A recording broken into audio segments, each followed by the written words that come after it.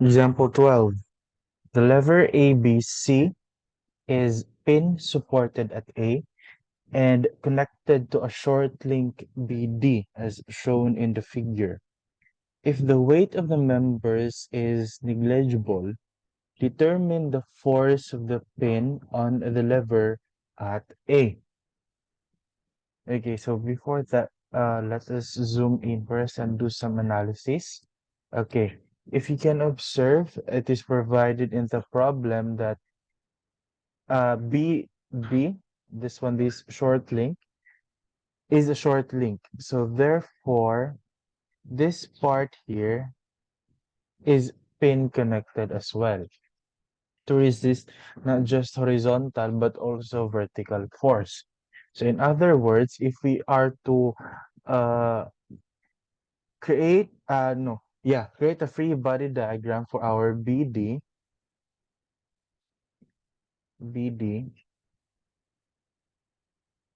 say this is our B and this is our D, and it has both, let us say it supports BY, BX, and let us say this is DY going down DX. So this can be considered, no, this is considered as a two-force member, right? Because you will have a resultant force here, one force, and another force here. Now, it is provided in the discussion on the video lecture that for for two force members, it must be that their resultant for BXBY, which is let us say our force B, and for DXDY, let us say force D, must have the same magnitude, right? And also they must cancel out. And the only uh, condition that these two forces cancels out if their line of action passes through the same uh, line, right? So yeah, that is the analysis that we are going to use here for our two force member. But before we can proceed into finding the these forces, we must analyze our structure here, this entire structure as a whole. Okay, right? So if we try to create a free body diagram based on this entire structure, so that is in J here, right? And then at the same level, we have our BD, right? Okay, so at the very top, we have an applied force, no, at C rather. We have a 400 Newton force, right? So again, this analysis, this one, is when we isolate our uh, short link from the entire structure. But if we analyze our this figure as a whole, so this is how it looks like. We will have a force A sub y here going up, A sub y, and let us say going to the left. Again, these are just assumptions. It can vary, it can change. And also let us say still going up, D sub y, and then to the left, to the right rather, D sub x, right? Okay, now let us put some dimensions. Okay, this is D. Let me zoom in. This is D. This is B. Okay, this is A and C. From D to B, the vertical distance is 0.2 meters. 0.2 meters. From D to B, the horizontal distance is still 0.2.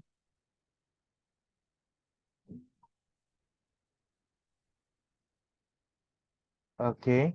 And then from B to A, the horizontal distance is 0.1. This one,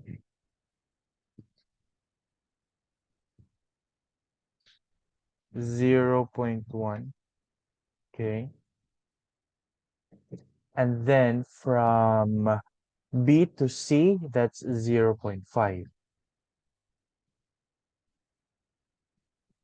This is 0.5. Okay. So what we can do here, if we do force summation, we'll have to announce. And force summation in the y, we'll have to announce. That is d sub y and a sub y. And if we do force summation in the x, we will still have to announce, and that is d sub x and a sub x. So knowing that, let us move on to the third equilibrium equation, and that is moment summation.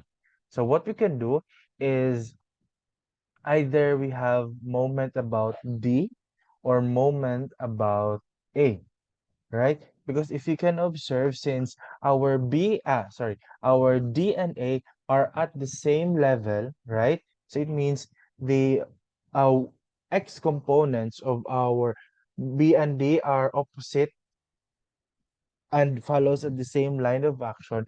So if we take moment about either A and D, one of the uh, components of the other point will not be considered. All right. So let us say we will take moment about point A. So summation of moment A is equal to 0, assuming counterclockwise positive. Okay, so if you can observe, our 400 Newton is clockwise, and d sub x will not be considered because its line of action passes through point A, and then d sub y is also clockwise, so therefore both will be negative. So that is negative d sub y times its perpendicular distance from A, that's 0.1 plus 0.2. So that's 0.3 minus 400 Newton times its perpendicular distance from A, that's 0.5 plus 0.2, right? Which is represented here. So 0.7 is equal to 0. So d sub y, we'll just diretsoon lang na ako, no? D sub y, positive d sub y is equal to positive 400 times 0.7 divided by negative 0.3. So d sub y is equal to 400 times 0.7, that's 280 divided by 0.3, that is negative 933.3 repeating. So let us have, say, 5. 5 decimal place after the decimal point. So that's Newton, since we ended up with a negative answer because we are assuming d sub y is going up. So this leaves us that our d sub y is actually 933.3 repeating 5 decimal places Newton going going down. Okay, if we go back to our analysis here, that uh, our two force member must act uh, at the opposite direction, and their line of action must pass through uh, the same line of action. And we know that our measurement from our D to B, the vertical distance from D to B is 0.2, and the horizontal distance from D to B is also 0.2. So therefore, if we are to find this angle here,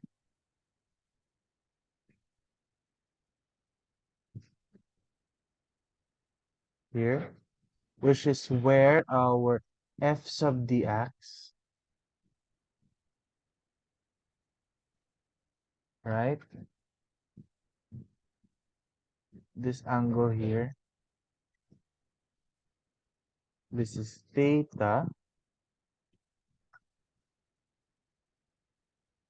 this is theta, and this is theta as well.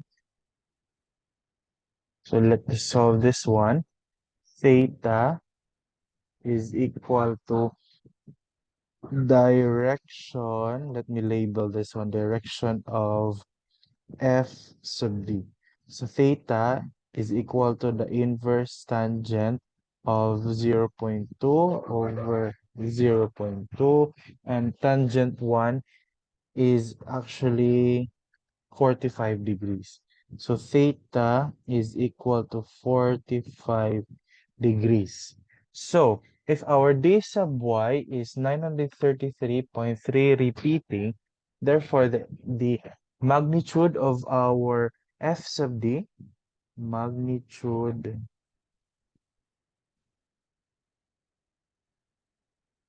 of f sub d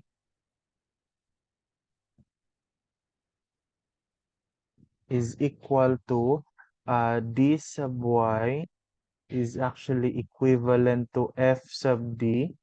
Since our theta is there, we can have that as equal to sine theta, right? And we substitute the values. So this is f sub d is equal to 933.3333, repeating, divided by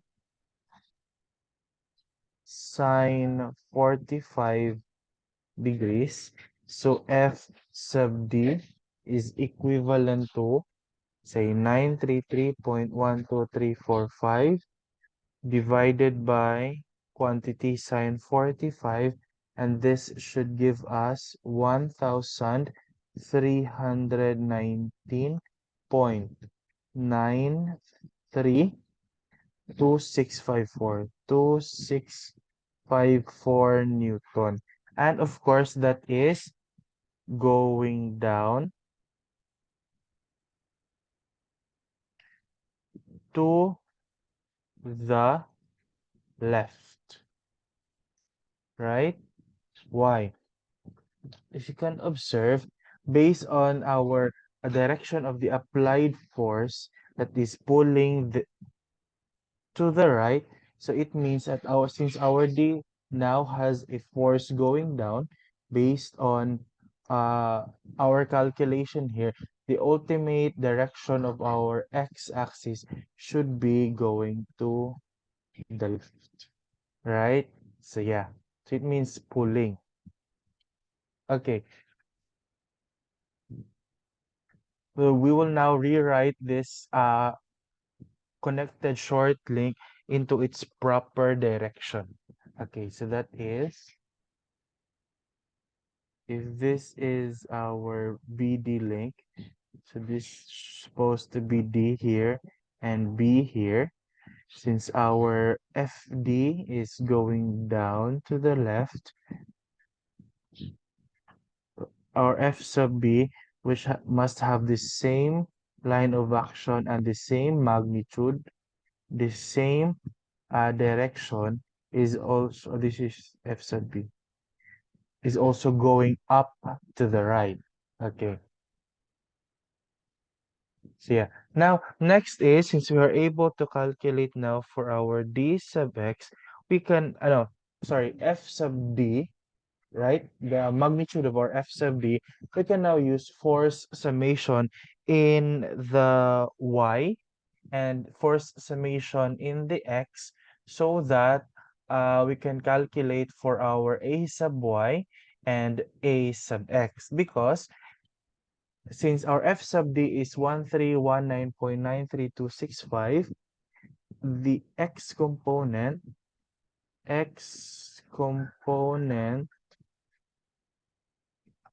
of f sub d is d sub x, which is equal to f sub d cosine 45 degrees is equal to 1319.932654 cosine 45 degrees is still actually d sub x is 933.3333 and lastly 3 Newton. Of course, going to the left. Okay, next would be, will let us look at our this entire structure here, since a d sub y is should be going down, okay, and d sub x should be going to the left. So if we do force summation in the x, no, let us start with y first. So force summation in the y is equal to 0, assuming upward positive.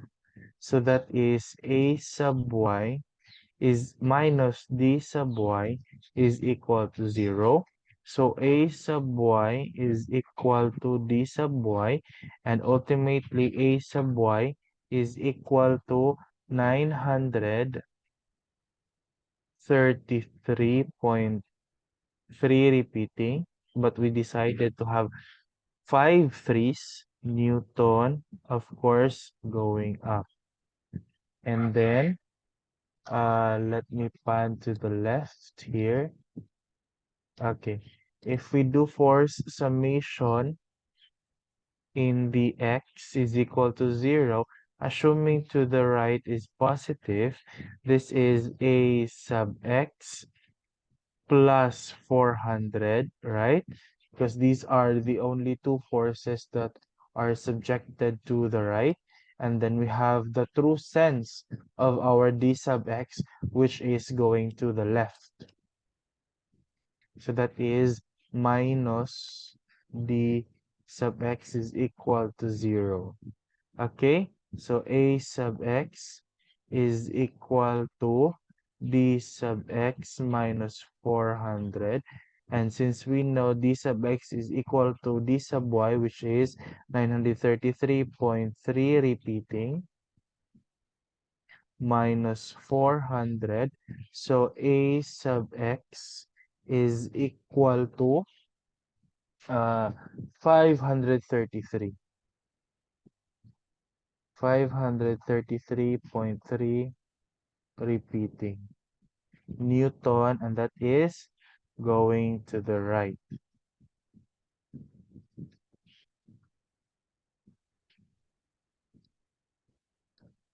So, oh wait, initially we assume this a sub x is to the left, so let me uh change this one. So this should be to the right. Okay. And in order for us to find for the magnitude of the applied force at A, simply force at A, magnitude, magnitude of force of F at A, so is equal to the square root of A sub X quantity squared plus A sub Y quantity squared is equal to the square root of A sub X is 533.3333 repeating squared plus 933.3 repeating quantity squared, and wait, sorry, and also f sub a is equal to 533.333 squared plus 933.3333 squared, and take the square root, and that is 1074.967695 Newton. And that is going up, going up to the right. Let me box this one.